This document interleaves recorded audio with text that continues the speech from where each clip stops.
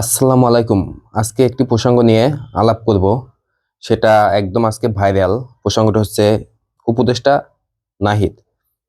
এই যে দেখতেছেন ভিডিওটা, যে এখন বর্তমান প্রধানমন্ত্রী বা প্রধান উপদেষ্টা ইউনূস সাহেবের সাথে নাহিদের একটি ভিডিও, সে পদত্যাগপত্র জমা দিয়েছেন।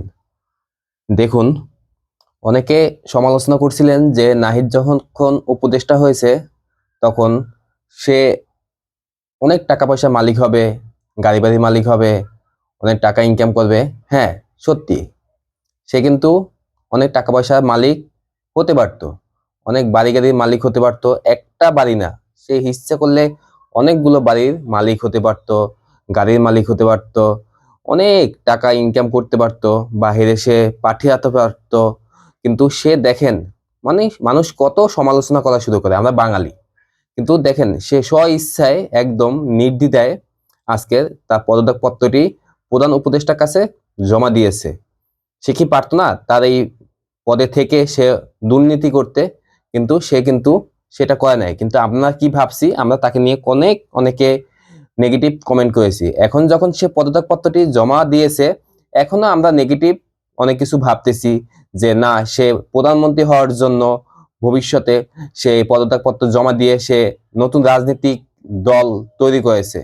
এই মানে আমরা মানুষের সমালোচনা শেষ নেই, মানে তার চলতে বসতে উঠতে সব জায়গায় আমরা সমালোচনা করতে জানি এবং পারি। হ্যাঁ, সমালোচনা করা একদিকে ভালো, কারণ মানুষের ভুল ত্রুটি হলে সে যদি ভুল পথে হাঁটে, সেটা সমালোচনার মাধ্যমে সে যদি সঠিক ব্যক্তি হয় তাহলে সে শুধরে নিবে। তাই আমরা সব সময় সমালোচনা করব, কিন্তু সমালোচনাটা যেন হয় মানে সঠিকভাবে, মানে কাউকে তুচ্ছ, অবহেলা বা কাউকে কষ্ট দিয়ে যেন সমালোচনাটা না হয়। হ্যাঁ, সে পদত্যাগপত্র জমা দিয়েছে, তাই না? মানুষের কতটা মানুষ আছে যে নির্দ্বিধায় স্বইচ্ছায় এইরকম একটা মন্ত্রিত্ব পদ থেকে সে পদত্যাগপত্র জমা দিতে পারে। দেখেন, তার এই যে কয়টা মাস, 5 মাসও হয় নাই সে উপদেষ্টা হয়েছে, তার তো কোনো ভুল ত্রুটি আমি এখন পর্যন্ত আমার চোখে পড়েনি। কিন্তু দেখেন, সে পদত্যাগপত্র জমা দিয়ে কি করলো, সে নতুন একটি দল তৈরি করছে। এজন্য আমরা সবাই তাকে শুভেচ্ছা জানানো দরকার, কারণ সে ভবিষ্যৎ রাজনীতি নিয়ে চিন্তা ভাবনা করতেছে। ঠিক আছে, হ্যাঁ, সে আগাক, সে যদি ভবিষ্যৎ প্রধানমন্ত্রী হতে পারে হোক, এখানে সমালোচনা করা কি আছে? কিছুই নাই। দেখুন, কত মন্ত্রী ছিল যারা বিভিন্ন ভাবে দুর্নীতির সাথে জড়িত ছিল।